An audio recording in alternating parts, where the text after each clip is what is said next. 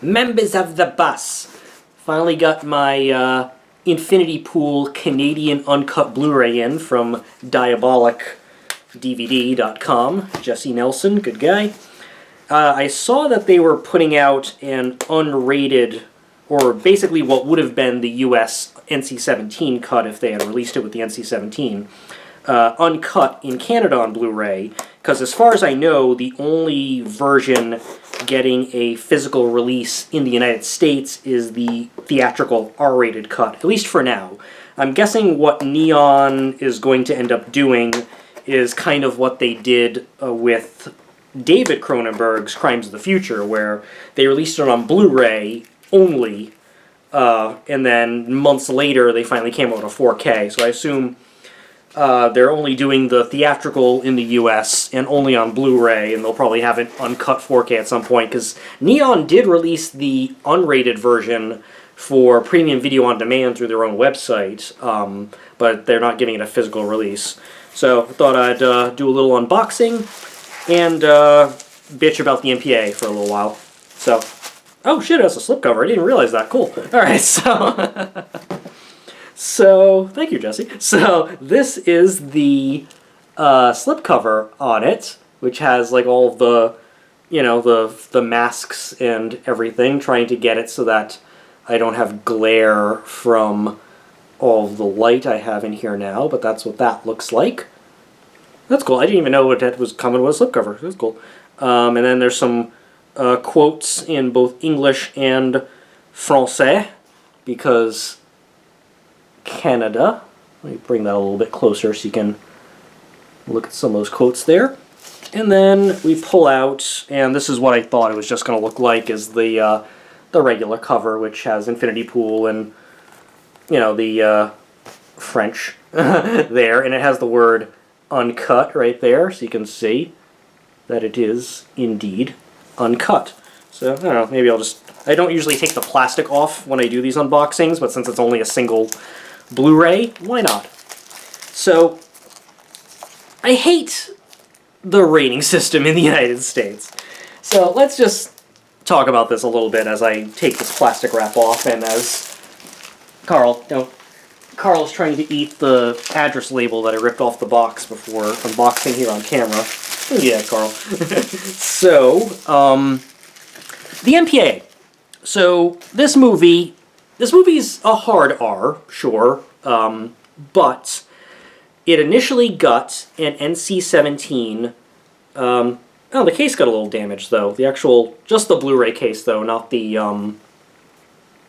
where the slipcover is fine. That's a little dented, but, I don't know, well, whatever, I can always get a generic case and just put the thing in there. But, yeah, oh, no biggie. Anyway, as long as the disc is fine. We'll check the disc in a second, after my rant.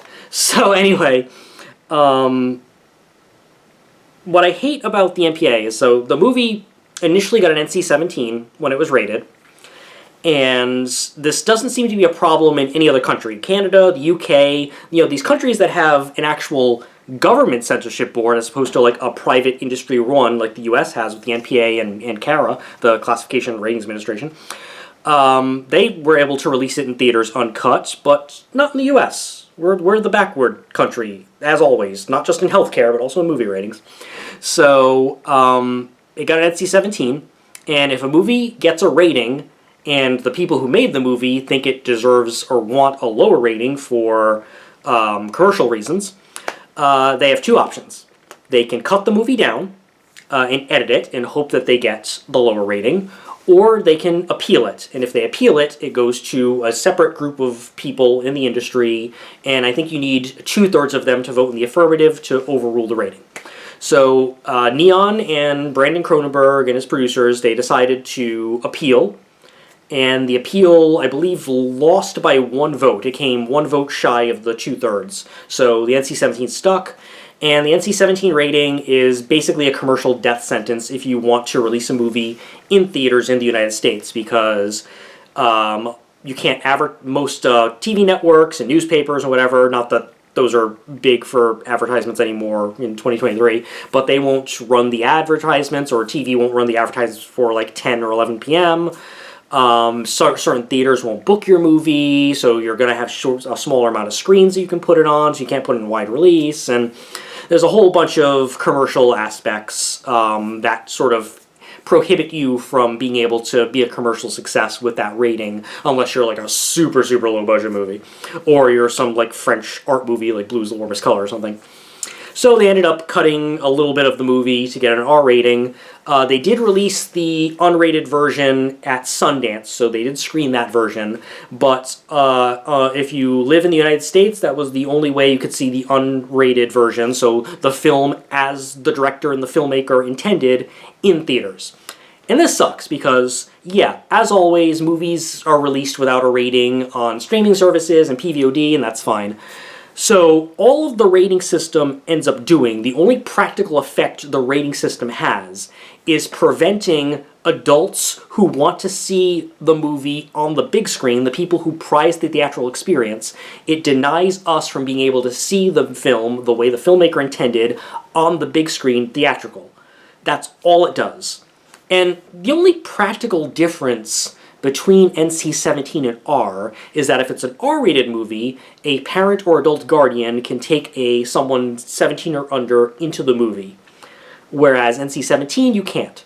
So I don't even think there should be a rating above R, because all you're basically saying is that you, the parent, cannot make the decision to take your kid to the movie. Now, should you be taking a 5-year-old to infinity pool? Probably not. But if you're someone like me, who was a huge cinephile in his teen years, is the movie going to damage a 15-year-old who has already seen Brandon and David Cronenberg's other movies, and they're just a huge person who reads... If you're a 15-year-old who reads Deadline Hollywood, you can probably handle the unrated Infinity Pool, but whatever. It's fucking backward-ass country. So, all the MPA did was prevent me from being able to see the unrated version on the big screen the way it's intended. So, fuck you, rating system. Anyway, here's the uncut version on Blu-ray. So yeah, the case got a little damaged. Actually, the case got a lot damaged. So inside there is a digital code and then the disc. So let me just flip that. So the digital code is there. And yeah, that's it. And let me just make sure the disc itself does not look damaged. Nope, the disc itself looks fine. So there you have it. So now I have bitched about the MPA and the rating system for 8 minutes, and I have unboxed the Blu-ray. So since the case is damaged but the disc is fine, I'll probably just buy another generic Blu-ray case. Vinegar Syndrome usually sells them all the time. Well, I gotta make sure it's the thin version so that the slipcover fits over it, but I'll take care of that at some other point. But I didn't even know it had a slipcover coming, so that's just fucking gravy. So yeah, I might end up having to double dip if they come out with a 4K, because as of now, this is April 13th of 2023. As of this moment, this is my favorite film of 2023 so far, but we're only not even 25% of the way through the year, so there's plenty of other movies that will come out. Things might change. Who knows? But thanks for watching, and if Diabolic DVD doesn't have any more of these in stock, I know Jesse tweeted that he was only getting a limited supply in.